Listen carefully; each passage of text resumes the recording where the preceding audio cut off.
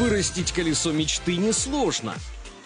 О том, как его вырастить, я сегодня расскажу.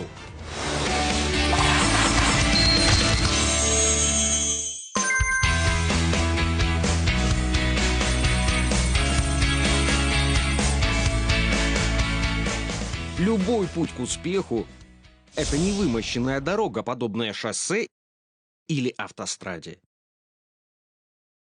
Я считаю, что путь успешного человека похож на пустынную дорогу в бескрайней долине.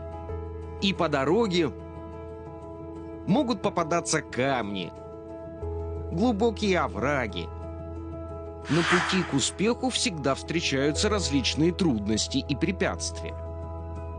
Тогда кто же добивается успеха, а кто терпит неудачу? Неудачник — это тот, кто говорит, что не смог преодолеть препятствие, потому что оно слишком велико. Тогда как же люди успешны? Те, чье колесо мечты намного больше препятствий, даже если они встречаются. И тогда любое препятствие можно просто преодолеть. Если колесо большое, можно проехать через любую канаву. Нам трудно уменьшить препятствия, но несложно вырастить колесо мечты.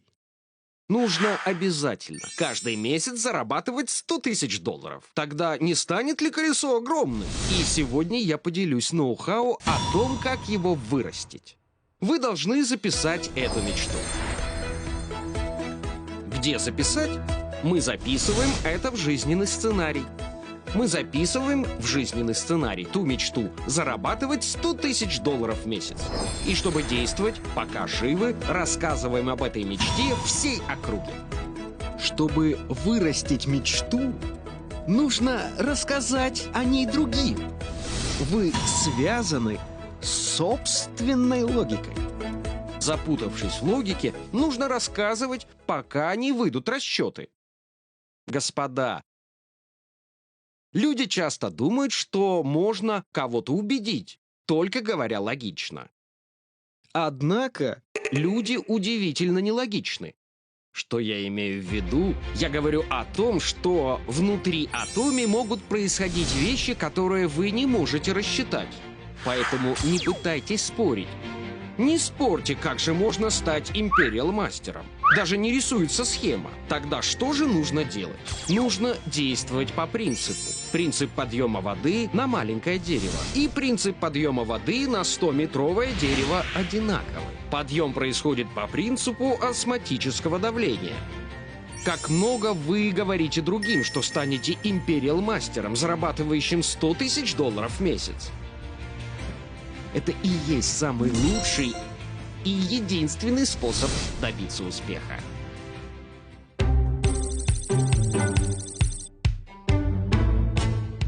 Какой человек наименее умный в сетевом маркетинге? Тот, кто занимается искусственными покупками. До сих пор за 60-70 лет истории сетевого маркетинга не было ни одного человека, добившегося успеха через искусственные закупки. Поэтому компания, занимающаяся искусственными закупками, на 100% прогорит. И если даже видя эту историю неудач, продолжать выполнять действия, ведущие к провалу, то это очень глупое поведение. Эти люди в сетевом маркетинге не знают, что такое честь. Я говорю не заниматься такими вещами. Но есть те, кто не слушаются.